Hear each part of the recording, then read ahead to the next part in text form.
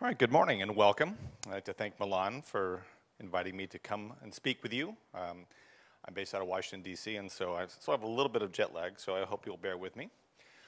So I wanted to have an urgent and important conversation about how our organizations are evolving. And one of the things we know for sure is that nobody has ground truth on everything that's taking place. There's just too much change today. But we're starting to get a sense of the broad outlines about how we're able to metabolize and absorb both technology change, cultural change, societal change, to create better organizations, better structures in our civil society. And one of my favorite topics, of course, is one of the biggest impacts, I think, the technology that's beginning to remake nations, remake government, remake society, and that is all the changes related to social media. And I've explored that in depth about how things like the Arab Spring, where people are using these free platforms for self-expression to remake the places where they live and to organize and self-organize. And we're seeing the same thing happening to businesses. And I'll try and tell you some stories this morning. And maybe we can use this as a starting point to map out the conversations over the next couple of days about this. So I'm hoping these are just good seeds, a good story, a narrative arc about how we can do things by design. Because the alternative is, if we don't create better organizations deliberately, then we end up with whatever happens, right? Social enterprise by accident is what I like to call it. So some of you know me. I write a lot on this topic. I do a lot of research. I do a lot of work hands-on. I spend about half my time actually doing, helping organizations drive large-scale change. And I'm an enterprise architect by background. I worked on really big systems in insurance, in finance, in the military, and I know how hard it is to drive deliberate change into a large organization. At one time, I led one of the largest Agile projects in the world when Agile processes were new. 100 people on an Agile project was revolutionary. And we discovered how hard it is even to drive change in just a small group like that. Never mind something really large. Like some of our organizations here in Europe, you have organizations that have 100,000, 200,000, 300,000 workers. How do we redesign that? And globalization's affecting everything too. One of the things I hear the most is that all of the growth is overseas, in Asia and other places. And the growth is there, and new management is being put in place, new workers, and it has a different culture. They don't know who those people are. And these fast-growing organizations want a way to get their arms around this and drive the change. So over the next, in the session, over the next 45 minutes, I want to talk about what the enterprise will look like at the end of this decade. That really seems to be the vision that people are using, is saying, I can't design my organization for now, or even 3 years. We need to have a complete sense, or at least a good sense, of what's going to happen by the end of the decade. And more importantly, how will we get there? And so I have some ideas, some clues that I want to share with you. So there's enormous opportunity, of course, even though we're also faced with a lot of challenge, more than we've ever had before. Our conception of business has really changed in the digital era. And we now have pretty good evidence, what I'll show you here in a few minutes, that the industrial age model we have is crumbling. The way we ran our businesses in the 20th century doesn't really work very well in the 21st century. And we now have good evidence. And that is failing to engage our most important assets, our workers, right? That's the single biggest thing we invest in our organizations. So we need better models to build our organizations upon. But what do they look like? I'll try and present some of the frameworks that I think that we'll be able to use to find our way forward. But the details of these views aren't very well captured and codified because it's all new. We'll talk about Dave Gray's fantastic idea that he talked about 2-3 years ago, the concept of podularity and work pods. And we now actually see large-scale enterprises using concepts like that to redesign how teams work and departments work, and even at a large scale. And so essentially we want to answer, how can we better capture this opportunity and describe the changes that's going to take place? So let's frame up today's business environment. The world we work in today is a lot different than the way where we built most of our large organizations, right? Where we had what we thought we had resource abundance, and we now have profound resource constraints, and that the value in everything was in transactions, when we've learned that really the most valuable things we have are our relationships, that we have a lot more business flux than we've ever had before. Marketplaces change very, very quickly. Things like Moore's Law and Gilder's Law mean that all new opportunities are constantly opened up as technology gets geometrically cheaper. That's driving a lot of change in our organizations. Industry transformation, digital in particular, is remaking almost every industry now. If you've been tracking what Jeremiah Ouyang has been discussing with the collaborative economy, we'll touch on that briefly later on, but that's rethinking how we connect with each other, how we create value in businesses together, and how we deliver that. That's disrupting industries. That, of course, we've gone from one-way markets where businesses primarily push information one way and drive transactions another way, to where our markets are conversations, where our transactions really are relationships. And that's the future that we're working in. And in an era where many of our management structures were driven by the fact that we had very limited information, now we have information superabundance. And all of these are what's changing how our organizations function. And if there's one big change, and it's the shift away from the power the institutions had, because that was the only thing that was large enough to affect change, to the fact that we can now group together, both inside our workplaces and online, to organize in communities to drive large-scale change. The first time we really began to see that was with the open source model for software, where people said, hey, I'm connected to every other smart person that's on the same network. What can we do with the fact that we're all connected? And they came together and began to create communities to create the software products they always wanted. These are three people, self-organized, came together, and the mantra was, anyone can contribute. That was the rule of these projects. And people said, well, you can do that a couple of times, but that's not repeatable. You can't reliably get people to come together, self-organize, and create high-value things. Well, if you look at today, open source is the dominant model for producing software. It is by far and away producing more software than any other method that exists, which is basically the commercial software development process.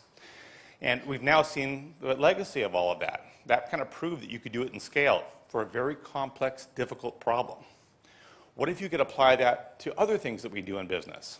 We'll talk about that, a few more examples as we go along. What if you could design that? But as a result of all of this, the shifts in power and the shift in how readily available information and people are, how self-organization happens, our institutions aren't very durable today. This is the data that's been floating around the internet. This is a topic of hot discussion. The average company lifespan on the S&P 500 has gone from 60 years, from 1960, to about 13 years today, and still dropping. You can see the cycle.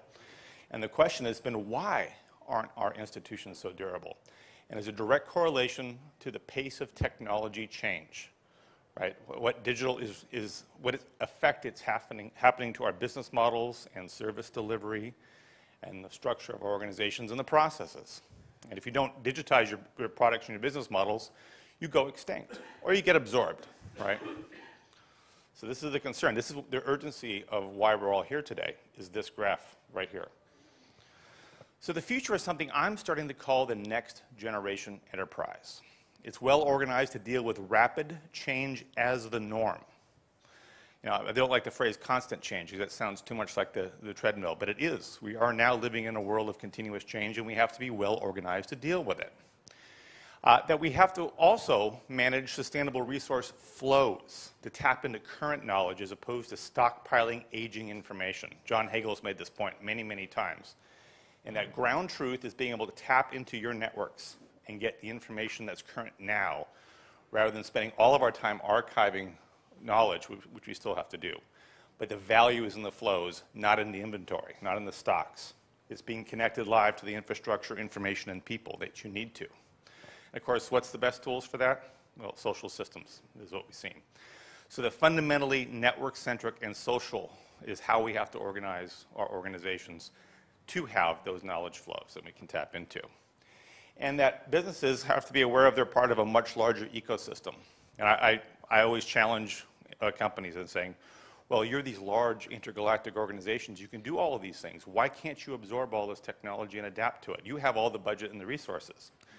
Well, in general now, most organizations are outnumbered by those that they are connected to over the network, right? They have millions of their customers who want to talk to them, want to engage with them, and they simply don't have the resources. How do you organize and design to be connected to everything, to everyone? I advise a lot of internet startups, and when you go to the Valley, all you do is you have 1 million people sitting around trying to dream up, what can I do with the fact that I'm connected to everyone all the time? That's amazing. That's the first time in history that that's true, that we're connected to everyone all the time, 24 hours a day, right now. What are you going to do with that? That's a startling fact, and one that certain companies are sitting around all the time thinking about what to do with that. Most of our organizations are not that interested. Have to be aware that we're a part of a much larger ecosystem. We need digital business models. How do we shift to those? And how do we deal with the fact that networks, the network is the new market, but it has different rules, what I call the power laws.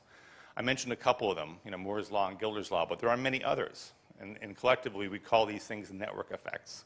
And again, if you look at the new digital gazelles, the fast-growing companies, there's these new digital companies worth hundreds of billions of dollars being created in a very short amount of time now, hundreds of billions.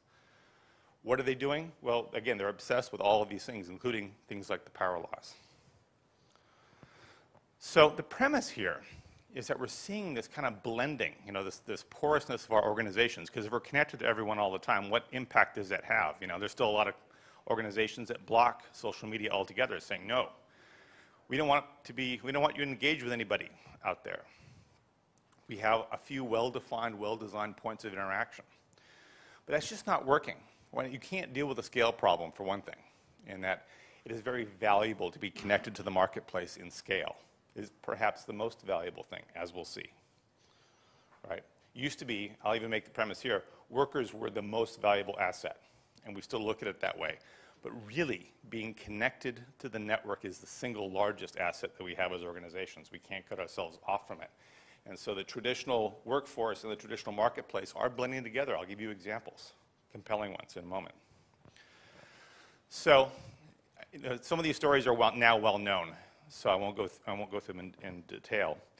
But as we go to community-led business models, ways of organizing, stories of Valve, they're a very large company, but they're a game manufacturer, so they don't get a lot of credibility. They're entirely non-hierarchical inside their organization. There are no titles, right? There are no managers. When they hire you, they ask you, go around and look for something you really want to do, something you're very passionate about, that you'll get up and be highly engaged in. And then if you do that and your peers tell you that it's good, you can stay. And that is it. Their focus is they want to get people to do the work that they care most deeply about, that most engages them. And of course, they're a leader. They've produced many products that you may have heard of. Now, I don't get a lot of credibility with this story in front of serious business audiences because they're a game manufacturer. So I got a better one in a moment. But a more compelling one is the story of Intuit. They're a large tax preparation software company in the United States. They're quite large, and they have tens of millions of customers. And their challenge it was yesterday, in fact, taxes were due in the United States, April 15th. And that means everyone is using their product a couple weeks before April 15th. Tens of millions of people are using their product. How do you support them? How do you connect with them? People would have a problem with a product, or they want to ask a question about their taxes, and they call them up, and no one can answer the phone. There's too many people using their product at once. And so they tried everything to solve this problem because people were abandoning the product. Customer satisfaction was low, and they went to their competitor, who was #1 in the space, H&R Block, very famous company. H&R Block was #1, and Intuit was a distant #2. And the only thing that worked was by putting a customer community off on a corner of the site saying, hey, if we can't answer your problem, maybe a couple of our customers can. And it worked. It was the only thing that did work. So I said, well, if that worked, why don't we move that whole idea into the middle of our product, in the center of what we do? And that worked. They handed customer service over to their customers. They put it in the middle of the product. They call it Live Community. It's on every page, every screen, on the right-hand side. I have a case study where I can go through it in detail. It's also in my book. And I had to get permission to tell this story because it was so effective. And about 95% of all questions and problems and issues are handled by other customers who are on the same page of the product. They can talk to each other and support each other. And when the answers are bad, other customers get rid of them. It's very accurate. And they had to do some data science and have a community manager and so on. But it solved the problem. Most customers now had good answers to the problem very, very quickly. And you know who delivered that?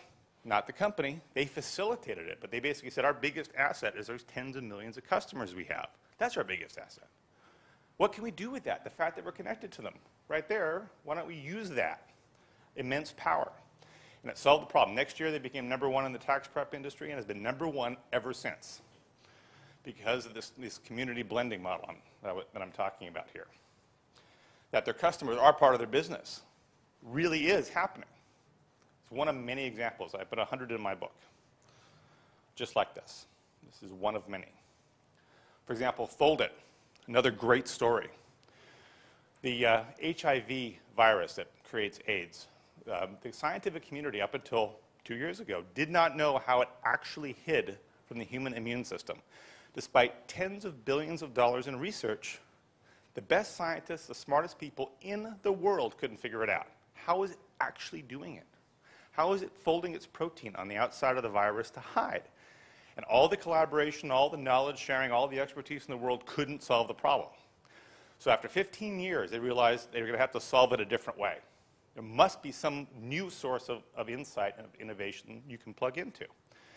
And the thing that worked is they created a game called Fold It, and where it's a protein folding game. And they built a outreach to the problem-solving community, puzzle solvers, and said, here is what we're trying to figure out. How does it actually do it? How does it shape itself to hide?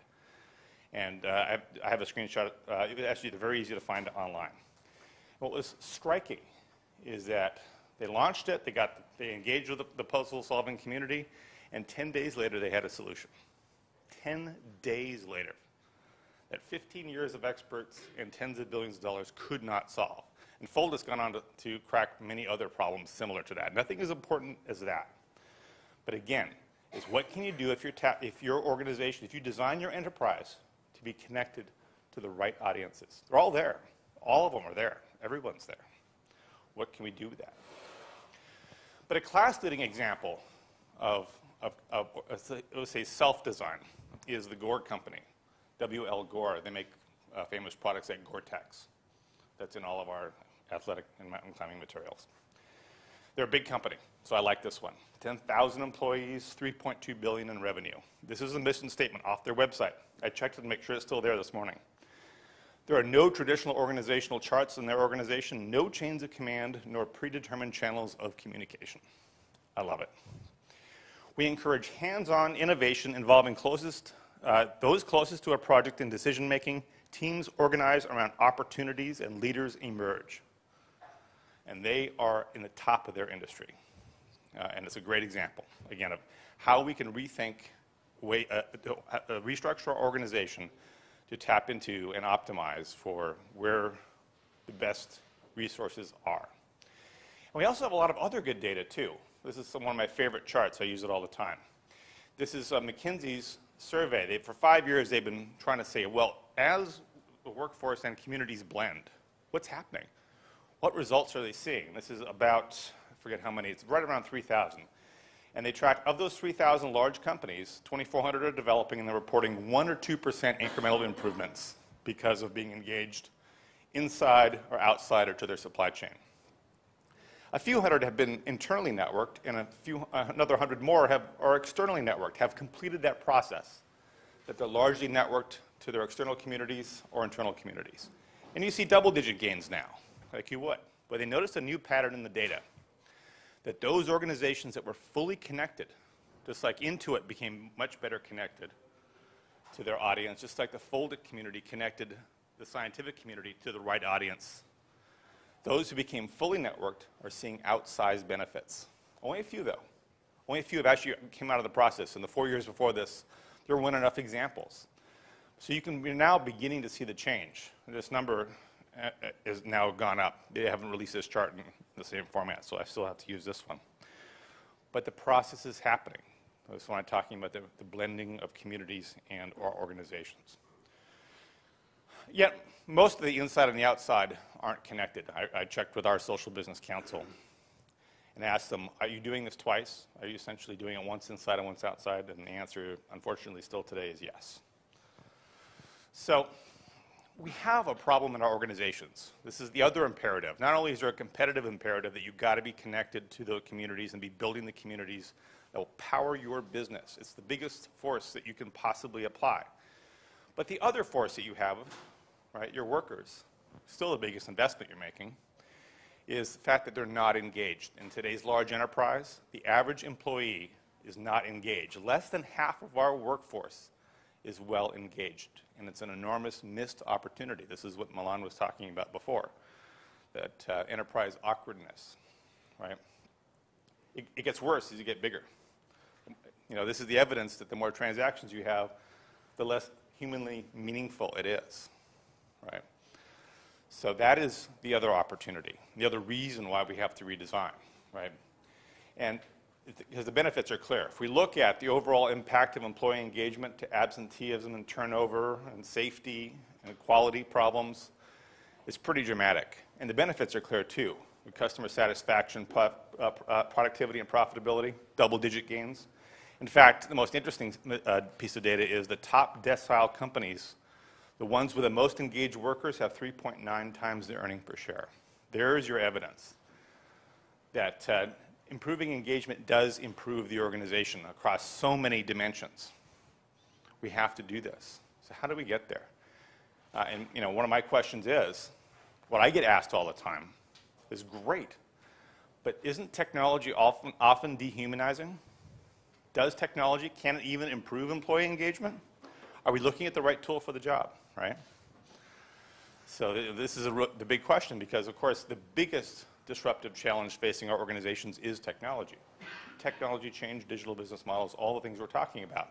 Not engaging with the communities that can really power your business. So if we look at the key engagement factors, you know, getting paid is still number one. But if you talk about the other ones, having interesting work, well, technology actually can't help too much with that. You know, personal and career growth also can't directly help with that usually. But tools to support work or a team-based environment or having better voice or recognition, more autonomy, technology can actually enable all of those things. Right? And there's a growing body of evidence to support that. And we've learned that collaboration cannot be isolated from work. Right now, you'd be surprised that we have our systems of record, and we create all these work artifacts, and then we go somewhere else to work together, and then we take the finished product only and put it back there. We don't have the work process and the work connected. They're in two different systems. Our systems of engagement are in one place, and our systems of record are another. And when I look at companies with poor systems of engagement or poor employee engagement, it's because they have these large gaps between them. And so what we've learned, what all this data tells us, is that the next generation enterprise is really part of a single continuum. We can't look at just isolated silos inside of an organization and hope to redesign. Right? Now, we also can't change everything at once. That doesn't work either. Most of our organizations are too large. There has to be a middle road. Right? And that's what we're here to discuss today and tomorrow, is what is that middle road, but understanding that it's part of a single continuum. So among a bunch of difficult industry lessons that we have to be more digital and that we have to be more engaged as companies with our constituencies and building these communities, is there's a scale issue, and it's being felt more and more profoundly. One problem we have is that the IT department is this little tiny group inside of our organizations. 5 or 6% of the company and the average organization is in charge of technology, yet technology is inside everything. And on the outside, our business partners and our customers want to be much more engaged with us. So how do you scale that up? When most large companies have millions or tens of millions of customers. I work a fair amount with Coca-Cola. They have 2 billion customers. Right? And they spend a lot of time trying to engage with them. It is a serious challenge. We have to figure out, we need new structures. If we're going to redesign, we need new structures that will enable us to scale. Because we have a large digital and social palette. This is kind of my sanity check about what the typical organization should be doing around digital strategy. And a lot of it About half of it deals directly with engagement. These are the tools and technologies that should be on your list to at least look at. Is this going to be critical, vital to my business? On top of all that, there's a bunch of overlapping concerns. One is that community-powered businesses are very different than our traditional, intentional, linear business processes. You know, we've all been in business process redesign. We create the big workflows with all the decision trees, and we figure it all out. And then the workforce figures out what they really have to do. They use that as a starting point. They throw half of it away, and they do what they want anyway, right? We know how that whole process works. But when communities are in charge, we discovered this with why open source is so powerful, is that the reason people would join these communities because they always wanted to have this special feature, or they wanted to have this defect fixed, and they could normally never get the traditional company, commercial software company, to do that. Well, there you could just walk right up into the community, change the code. I mean, the hard part is getting that change to stay, but change the code, and you're done. You get what you want. But that's the issue, is that communities go of themselves. They have what we call emergent, unintentional outcomes. There's what you wanted to do with the community, and then there's all the things the community wants to do. And that creates a very messy environment, but it also creates a very rich environment for innovation. Makes your business be able to do far more things. And also some things you don't want to have happen will happen. And all of those have to be imagined. We need a plan to deal with it, right? So we have to design for emergent outcomes. And so as I was glad to hear Milan say that earlier, we have to design for loss of control, right? Not total loss of control. We actually want to design for it. How do we take advantage of giving up non-essential control? Because that's what we're talking about. Is the more we try and hold on to these things and control them, the less they actually produce. We're constraining the outcomes. When we do designing for the new enterprise, we can't constrain outcomes. We want to enable outcomes. We want to put guardrails, right, pathways to allow all of the rich outcomes that we're going to get from them, right, as our communities and our companies blend. We have to design for that, designing for loss of control. So how do we do that? You know, I'm sure many of you, if not most of you, are familiar with all the change processes, change management. That's how we're supposed to get there. Redesign it and then change manage it into existence. This is Kotter's famous, the 8 steps for large-scale change. Here's how you do it, right? It's the 8-step process. Follow this and you'll be fine. But today's change is much more disruptive and interruptive of processes like this, right? And this is very linear, and I'm not sure that's going to solve the problem. In fact, there's evidence that it won't. This is Peter Senge's famous growth processes for profound change, how you do that. And I like this a little bit better. It's got more loops in it, but it's still hard to understand and clearly articulate what's different. And so if you follow my work, you know that I have this visual at the core of many of my change processes. How do we get there? How do you do it? And we need something that is perpetual, right? That will handle disruptive and cyclical and constant change. And it's just a simple process of change comes in from the outside, or you do it to yourself, right? Some companies do have the discipline to say, I'm going to do it to myself before the market does it for me. And by the way, those organizations, there's been research. If you look at the longest lasting organizations in the world, the corporations that have lasted 300-400 years, they do this. They don't wait for that. But there's this process of change comes in, and you renew what you're doing. You grow it. You then refine it and optimize it, and then get back down here. And the organizations that do that deliberately and do it quick are the ones, they tend to be the ones, not always, but tend to be the ones that have lasted through world wars and the move from agriculture to the Industrial Revolution to the Information Revolution. They survived all those transitions. They're not one of those S&P 500 companies. And understanding, this has got to be at our core, right? This is the engine, I believe anyway. That's what we're here to discuss, right? So what are the change points? We know it's technology. I've made a point of saying that, right? All sorts of devices and connectedness, and I've been tracking mind-machine interfaces, wearable tech and all those things. 3D printing is going to disrupt the supply chains. You'll be able to print everything from your prescription glasses to spare parts for anything by the end of the decade, right?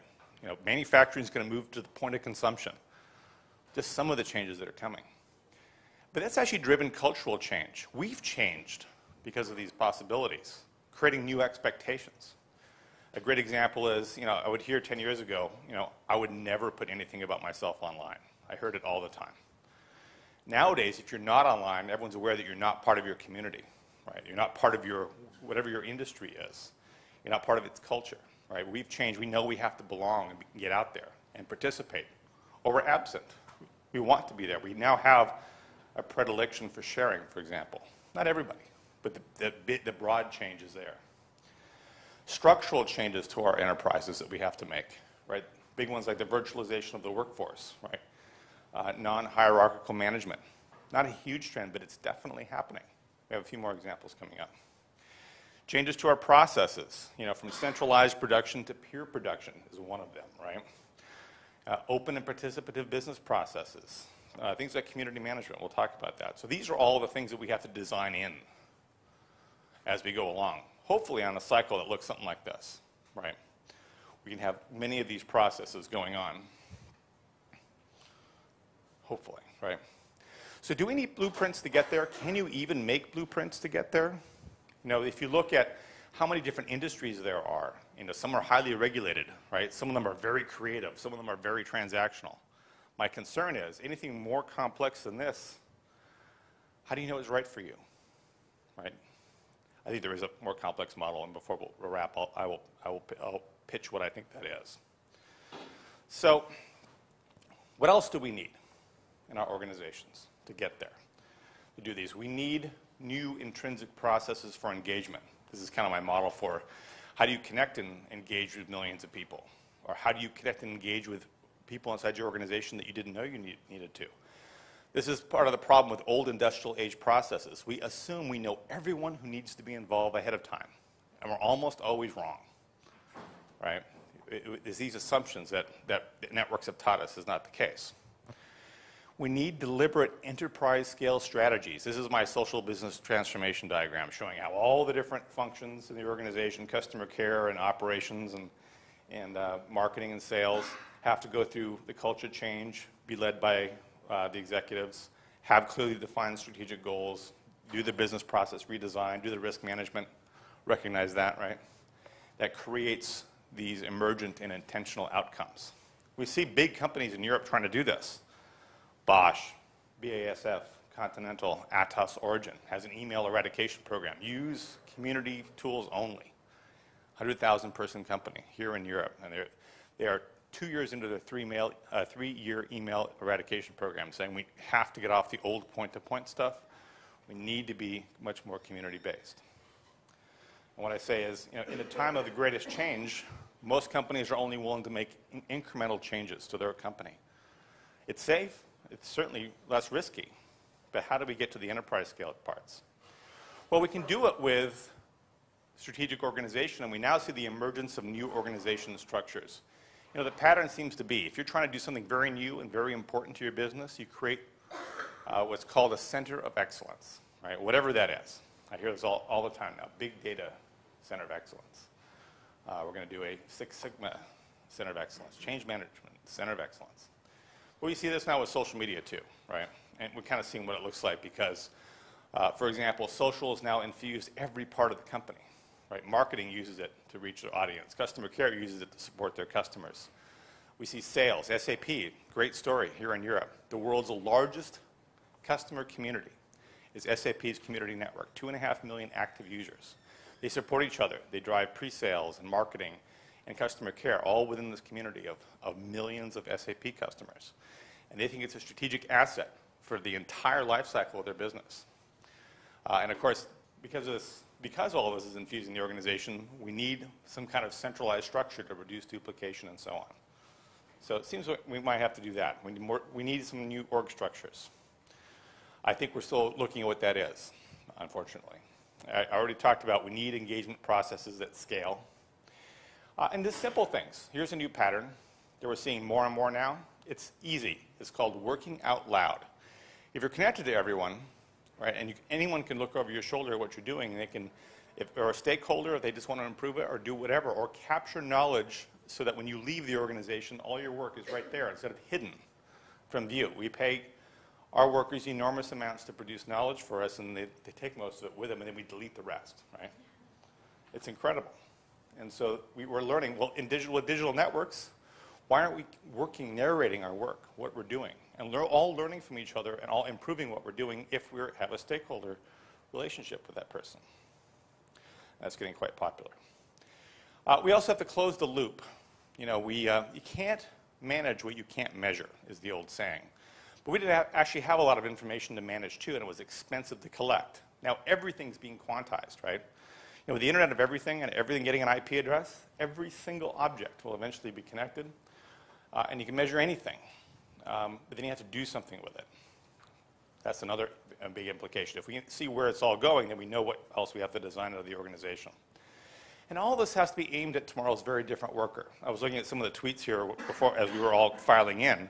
You know, I hear cross-disciplinary all the time, and that is so important. We see that tomorrow's worker has to be what they call transdisciplinary, right? Have cross-cultural competency, right? Be really good at new media. Have a design mindset. In fact, the most important output of all of this now is designs, not actual products and services, because that's all being disintermediated. You know, people will be able to literally 3D print or go to the community that will solve their problem. This is the collaborative economy, by the way. Pretty soon, most people don't need businesses because they can deliver it to themselves. So the most important thing is having the best designs. This is tomorrow's very different worker, and other skills. And so we see all of this kind of being divided up into three big blocks. There is new modes of work inside our organizations, internal networks at the team, department, and organization level. We also see, we haven't talked about this yet, new modes of alliance. This is what Don Tapscott began to notice. This is what in Germany was done in the 60s and 70s with an organization you've probably heard of called Fraunhofer, which said that there's all sorts of business problems that even large enterprises can't solve by themselves. Let's come together and solve really big problems. Don Tapscott calls this global solutions networks, where whole industries and whole conglomerates come together to solve problems that are planetary scale, right? That's another thing we want to do, and it's becoming relatively common now. So, and what are they using? Community-based models, digital networks, everything we're talking about here. Look at Don Tapscott's collaborative solutions networks list so far. It's very impressive. And then the collaborative economy. I've only mentioned it a couple of times. But what we're seeing, an example you've probably heard of, and I use actually here in Paris on this trip, is a service called Airbnb. And what it is they have no properties whatsoever. They actually have nothing except the facilitation and a community of people who do have properties and real estate. And they can rent you a room or an apartment or a house anywhere in the world. And they have, last year they had more rooms on a given night than the entire Hilton hotel chain. Now they're far larger than any single hotel chain in the world. And they have nothing but what their community has. Right? The network that they've built of people with properties is now the biggest one in the world. And we see this in every industry, from finance to transportation, you name it. There's Jeremiah Owyang is now tracking hundreds of these collaborative economy businesses that do what you do. You're in banking? Well, there's multiple collaborative economy banks. Do they have any money? No. They're using your money. Right? It's amazing. So this, again, is another important design space because at the current rate of growth, collaborative economy will be between 25% and a third of the entire global economy by 2020. All right, it's already a $70 billion industry and growing very quickly. All right, so that's kind of the design space. Not all of it. Like I said, no one has ground truth on all of the change happening. But these are some of the big ones, and ones that focus certainly on digital technology and networks. So get back to that question, do we need frameworks? I alluded to Dave Gray and his concept on pods. I bring it up here because I see serious efforts by multiple businesses to apply pods. It really resonates. It's a non-technical idea, but basically saying that the team structure is no longer effective when we have better ways of self-organizing. And the concept is pods. And I encourage you to go look it up. There's a great book called The Connected Company, and Dave Gray is a personal friend of mine. And it's genius ideas. Design thinking, which almost all of you know, of course, probably many of you are design thinkers, but bringing that empathy to a particular problem, right? That's the essence of design thinking. is to understand deeply the problem and then build a solution that is right for it. Right? That is a very adaptive framework.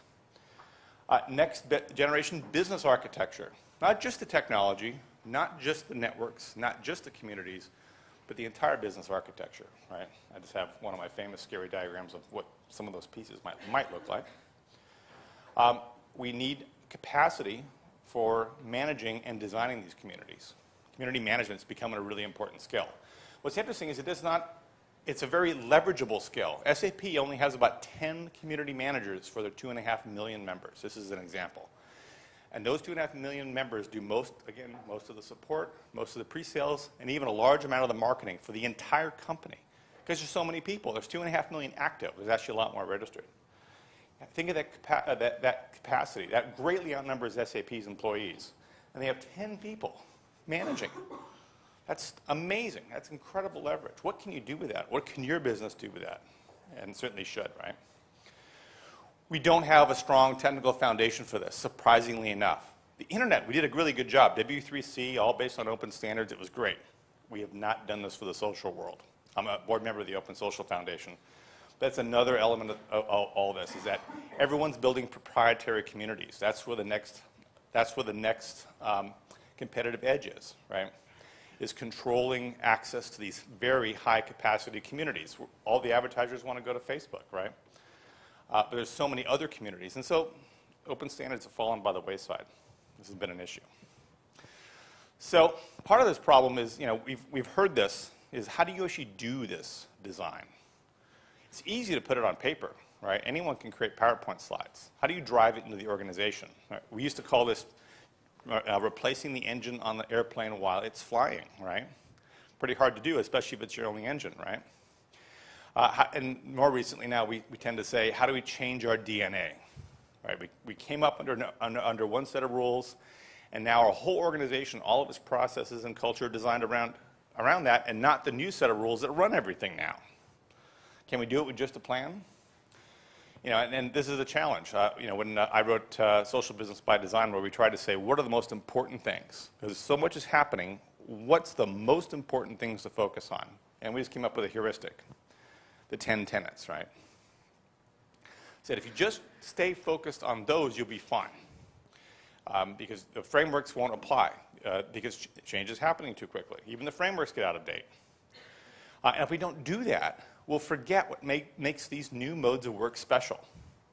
Because it's not just being connected, it's how you're connected. We had connectedness for a long time, since email. It was at some point where the network effect of email became so important, you had to get an internet address. You probably remember this in the 90s. You simply had to have one. Same thing, right? But we now have new rules where community-led and open business processes. Close your business process, you close off the value.